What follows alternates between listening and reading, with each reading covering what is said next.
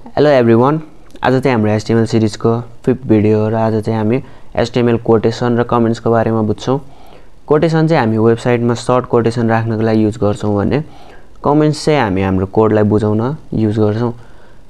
अब चाहिँ video start गरौँ। भिडियो स्टार्ट गर्नुभन्दा अगाडि चाहिँ यदि तपाईले हाम्रो HTML प्लेलिस्ट अहिलेसम्म एक्सेस गर्नुभएको छैन भने चाहिँ डिस्क्रिप्सनमा लिंक राखेको छ, त्यहाँ गएर हेर्न सक्नुहुन्छ। अब चाहिँ भिडियो स्टार्ट गरौँ।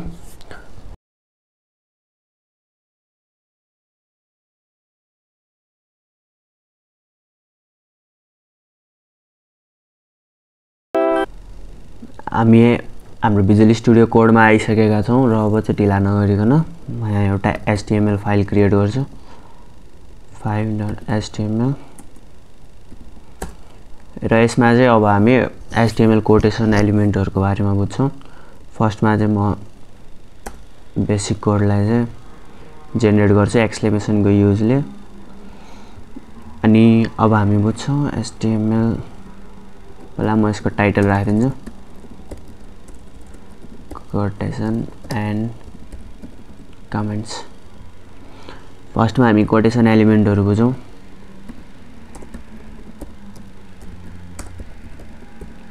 एलिमेन्ट्स यसमा चाहिँ फर्स्टमा हाम्रो छ एब्रिभिएसन एलिमेन्ट, जुन चाहिँ हामी ABPR युज गर्छौं। यसको युज चाहिँ किन हुन्छ भन्दाखेरि चाहिँ हामी कुनै पनि कुराको यदि हामीलाई अब सर्ट फर्ममा थाहा छ या त्यसको कुनै डिस्क्रिप्सन दिनु पर्यो भने चाहिँ, जस्तै कि म यहाँ लेख्छु www र यसको यहाँ लेखिदिन्छु वर्ल्ड वाइड वेब।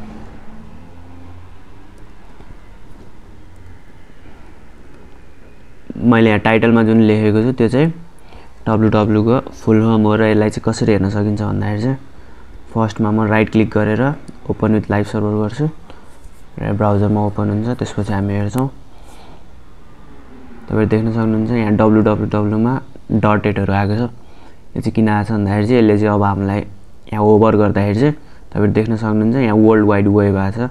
यस्तै तपाईहरु कुनै पनि डिस्क्रिप्सन दिन चाहनुहुन्छ भने या कुनैको फुल फर्म दिन चाहनुहुन्छ भने चाहिँ एब्रिभिएसन ट्यागको युज गर्न सक्नुहुन्छ, जसले चाहिँ तपाईहरुलाई हेल्प गर्छ। यस्तै यसको फुल फर्म वा डिस्क्रिप्सनहरु कसैकोलाई देखाउनु पर्यो नि त्यस्तो बेला चाहिँ यसले हेल्प गर्छ। अब हामी अर्को बुझ्छौं। अर्को चाहिँ हामीसँग एड्रेस ट्याग। एड्रेस चाहिँ किन राखिन्छ भन्दाखेरि चाहिँ अब तपाईले कसै कुनै ठाउँमा एड्रेसहरु मेन्सन गर्नु पर्यो भने चाहिँ त्यसको लागि चाहिँ एड्रेसहरु राखिन्छ। जस्तै कि म यहाँ लेख्छु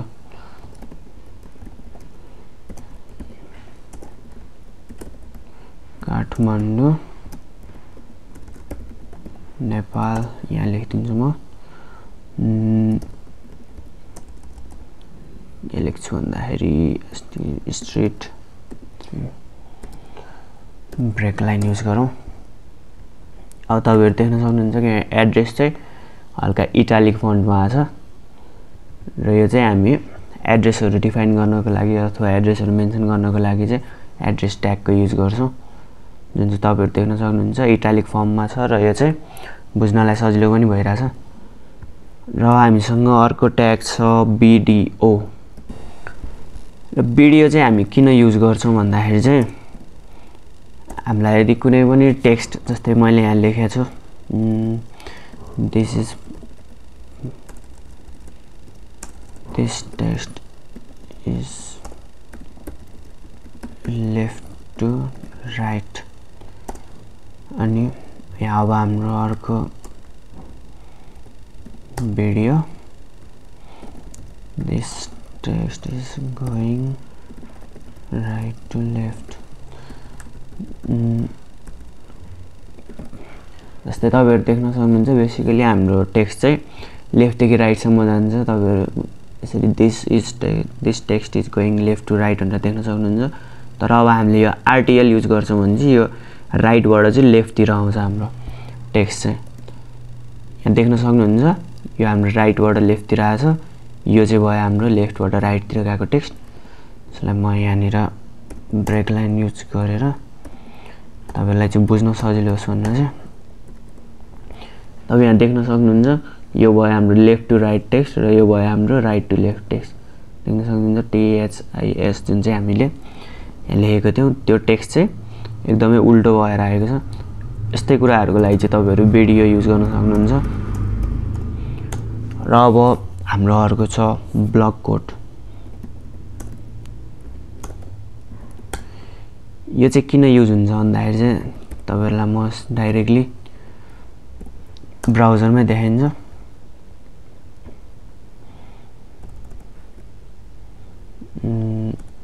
फन्ट सानो भएछ। अब हेर्न सक्नुहुन्छ जस्तै म यहाँ प्याराग्राफमा दिन्छु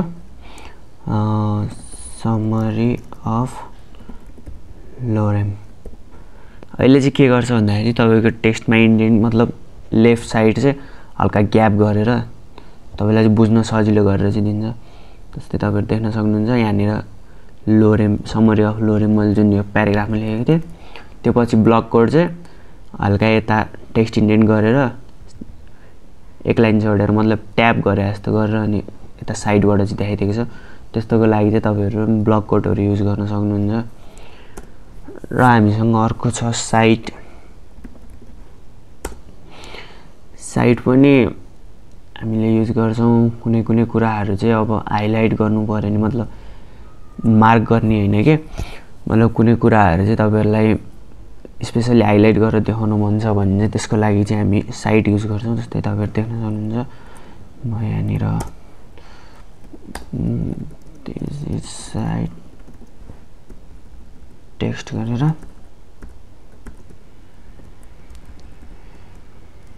यहाँनिर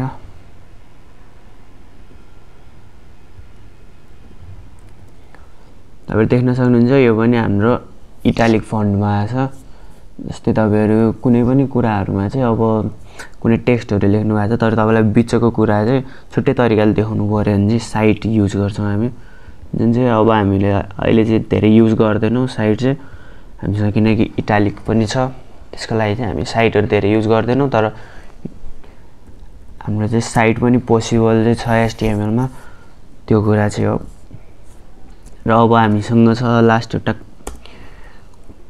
कोटेसन मार्कको लागि चाहिँ हामीसँग लास्ट एउटा क्यू ट्याग छ। यसले चाहिँ के गर्छ भन्दाखेरि जस्तै तपाईहरु यो टेक्स्ट देख्न सक्नुहुन्छ यसमा मैले जुन यो दुई साइडमा कोड लगाइदिएको छु हो यो कुरा चाहिँ हामी यसको हेल्पले गर्न सक्छौं। जस्तै म यहाँ प्याराग्राफ टेक्स्ट भित्र लेखिदिन्छु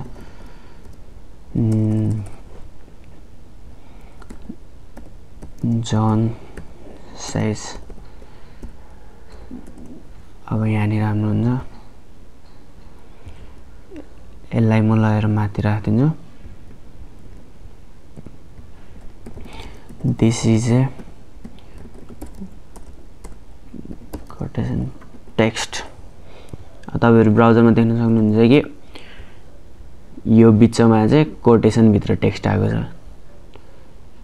जुन कुरा चाहिँ यो कोटेसन तपाईहरु देख्न सक्नुहुन्छ कति चेन्ज छ। यो जुन हामीले पहिला युज गरेका थियौं जुन चाहिँ हामीले यहीँनिर कोटेसन राखेका थियौं त्यो चाहिँ हाम्रो डिफरेन्टली शो भइराछ र सिलेक्ट गर्नु पनि मिलिराछ। जुन चाहिँ तपाईले देख्न सक्नुहुन्छ यहाँनिर सिलेक्ट पनि गर्न मिल्दैन मतलब यसको कोटेसन मार्क नै छुट्टै छ एउटा माथितिर र एउटा तलतिर ढल्केको छ। यो चाहिँ हामीले डाइरेक्टली राखेको कुरा भयो र यो चाहिँ हामीले कोटेसन मार्क युज गरेको भयो। कोटेसन मार्क चाहिँ किन युज गर्नुपर्छ भन्दाखेरि चाहिँ कहिलेकाहीँ हाम्रो चाहिँ हामीले यसरी कोटेसन युज गर्दाखेरि चाहिँ ब्राउजरले रिड गर्दैन मतलब कुनै कुराहरु चाहिँ अब स्ट्रिङमा देखाइदिने हुन्छ जस्तै जाभास्क्रिप्टहरुमा गर्नु पर्यो नि त्यसको लागि चाहिँ हामीले यो क्यू नै युज गर्छौं र बुझ्न पनि सजिलो हुन्छ। आज चाहिँ हामीले कोटेसन एलिमेन्ट्सहरु चाहिँ यति नै ल्याएका थियौं। अब हामी जान्छौं कमेन्ट्सतिर कमेन्ट्स पनि बुझ्छौं।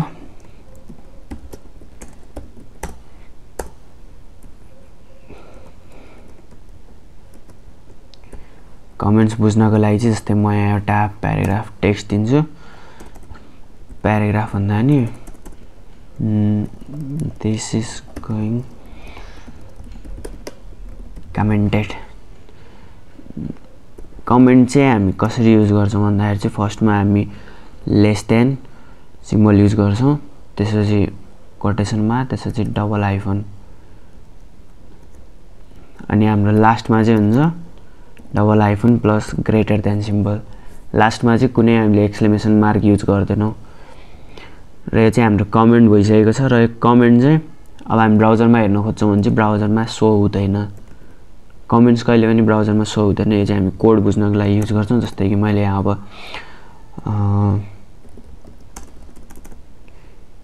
प्याराग्राफ यसरी युज गरेँ भने यहाँ माथि चाहिँ हामी कमेन्टमा के लेख्छौँ भन्दाखेरि चाहिँ दिस इज सोइङ यसरी चाहिँ हामी यो कमेन्ट्सहरू युज गर्छौँ किन भन्दाखेरि चाहिँ भोलि गएर तपाईँले आफ्नै कमेन्ट नबुझ्न पनि सक्नुहुन्छ त्यसको लागि चाहिँ हामीले यो सब युज गर्छौँ जसले चाहिँ के गर्छ भन्दाखेरि चाहिँ अब तपाईँले भोलि कुनै पनि टाइममा आफूले आफ्नो कोड हेर्नुभयो भने चाहिँ तपाईँहरूले यहाँ कमेन्ट हेरेर बुझ्न सक्नुहुन्छ कि यो चाहिँ प्याराग्राफ हो भनेर यो चाहिँ मैले बेसिक एक्जाम्पल मात्र दिएको हो यो चाहिँ धेरै नै युज हुने एलिमेन्ट हो बिस्तारै तपाईँहरू कोड गर्दै जानुभएपछि बुझ्दै जानुहुन्छ र यो कमेन्ट गर्ने तरिका अर्को चाहिँ के छ भन्दाखेरि चाहिँ हामीले कुनै पनि ठाउँमा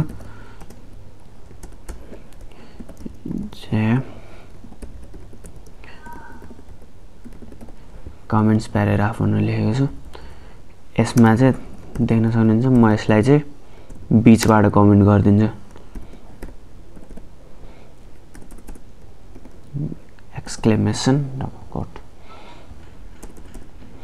कुनै पनि टेक्स्टलाई तपाईँले बीचबाट पनि अब गर्न सक्नुहुन्छ यहाँ देख्न सक्नुहुन्छ कमेन्ट्स चाहिँ हाम्रो ननै स्पेस लिएको छ त्यसले ननै सो भएको छ डिस्प्ले भएको छ त्यो चाहिँ हाम्रो जुन एडिटर हो एडिटरमै सीमित रहन्छ त्यहाँभन्दा बाहिर कहिले पनि निस्किँदैन र हामीले कुनै पनि ट्यागलाई पनि कमेन्ट गर्न सक्छौँ जस्तै कि प्याराग्राफमा दिस इज प्याराग्राफ टेक्स्ट गरेर यसलाई अब देख्न सक्नुहुन्छ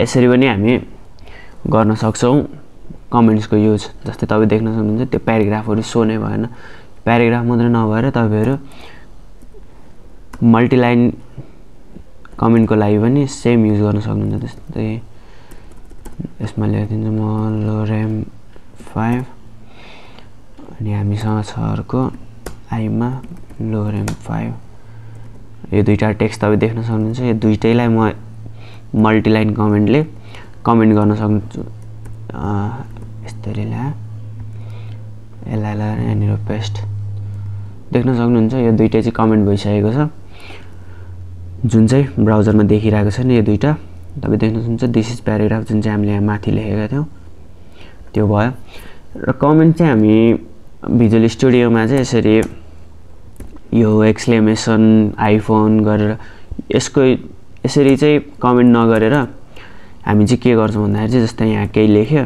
त्यसलाई चाहिँ हामी कन्ट्रोल प्लस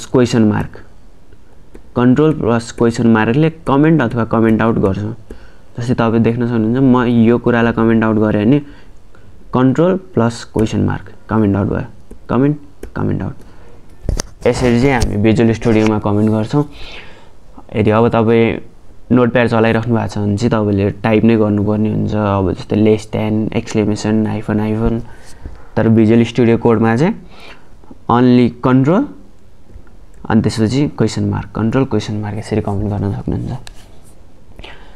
आज हामीले हेऱ्यौँ कमेन्ट्स अनि त्यसपछि कोटेसन एलिमेन्ट्सहरूको बारेमा हेऱ्यौँ र बाँकी कुरा चाहिँ हामी नेक्स्ट भिडियोमा कुरा गर्छौँ आजको लागि चाहिँ यति नै गाइज र भिडियो कस्तो लाग्यो कमेन्ट गर्न नबिर्सिनु होला भिडियो राम्रो लाग्यो भने लाइक सेयर पनि गरिदिनुहोस् र च्यानललाई सब्सक्राइब पनि गरिदिनुहोस् र यस्तै भिडियोको लागि चाहिँ हाम्रो च्यानल सब्सक्राइब गाइज सब्सक्राइब